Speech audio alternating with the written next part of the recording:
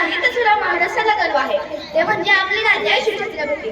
अरे सह्याद्रीच्या कुशीत एक हिरा चमकला, सह्याद्रीच्या कुशीत एक हिरा चमकला, भगवत्या चंदनाचा शिवनेरी प्रगटला, भगवत्या चंदनाचा शिवनेरी प्रगटला.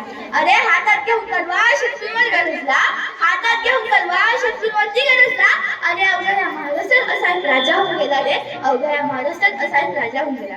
अरे 19 फेब्रुवारी 1630 रोजी, अरे म्हणजे आजचाच दिवस, याच मंगळदिनी पुणे जिल्ह्यातील जुन्नर तालुक्यातील शिवनेरी किल्ल्यावर माता जिजाऊ यांच्या पोटी एका सिंहाचा जन्म झाला ते म्हणजे आपले राजा शिवछत्रपती.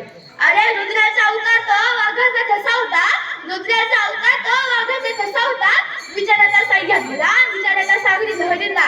अरे विचाराचा सह्याद्रीला विचाराचा सागरी लहरीला माझा शिल्पा कसा होता रे, माझा शिल्पा कसा होता. आणि विचाराला त्यांना माझा शिल्पा कसा होता रे, माझा शिल्पा कसा होता.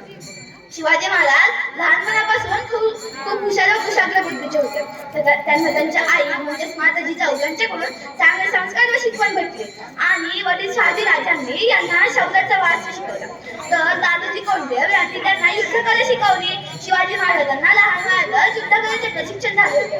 त्यांनी स्वराज्य स्थापनेचे स्वप्न मनाशी बाळगून जीवाला जीव देणाऱ्या मावळ्यांसोबत नारायणेश्वराच्या मंदिरात जाऊन गुलामगिरी नष्ट करण्याची शपथ घेतली.